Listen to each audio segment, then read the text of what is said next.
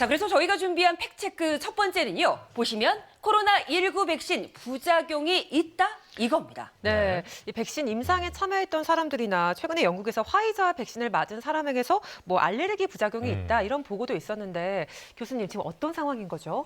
네, 지금까지 보고된 바에 의하면 네. 그 코로나19 백신 접종 후에 가벼운 그리고 일시적인 발열이라든지 오한과 같은 증상이 보고된 바는 있습니다.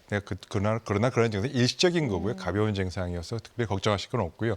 또 바로 최근에 이 아주 유명한 의학 잡지에 화이자의 그 백신 함상 임상 시험 결과가 나왔습니다만 거기서 특별한 부작용이나 합병증은 나타나지 않았고요. 사망자가 2명 나왔다. 접종한 분에서 이 얘기가 있었습니다만 접종하지 않은 그런 대조군에서도 4명이나 오히려 환자가 많아서 아직까지 이런 결과를 놓고 볼 때 이 백신 접종 후에 부작용이나 이 합병증에 대한 과학적 증거나 근거는 없다고 말씀드릴 수 있고요.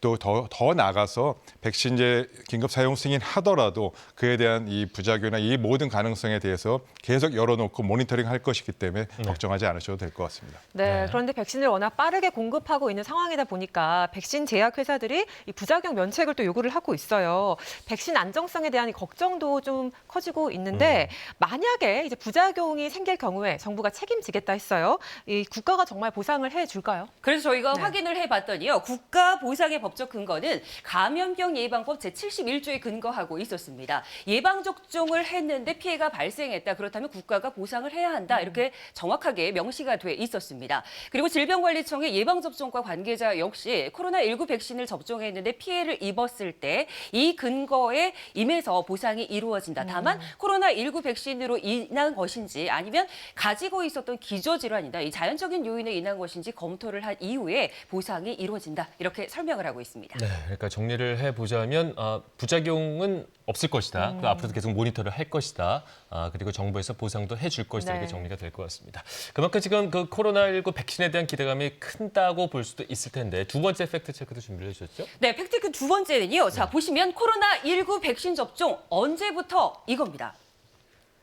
네, 네. 언제부터? 이제 정부에서는 초기 물량 백신을 4,400만 개를 확보를 했다. 네. 그리고 빠르면 2월 또는 3월이면 접종이 시작될 것이다. 이렇게 입장을 밝혔는데 자, 그렇다면 그때부터 독감 백신처럼 우리가 이제 대량으로 접종이 가능하다. 이렇게 볼 수 있을까요? 네, 2월이나 3월서부터 이제 백신 접종은 이제 가능하게 될 것 같습니다만 전 국민의 대량 접종은 아직은 조금 시간이 걸릴 필요가 걸려야 될 것이고요. 네. 아마 그 이유는 지금 구체적인 이제 그 접종에 대한 이 확보에 대한 계약은 이제 개별 기업 간에 이제 최종적으로 결정되면서 아직 유동적인 부분이 있고요.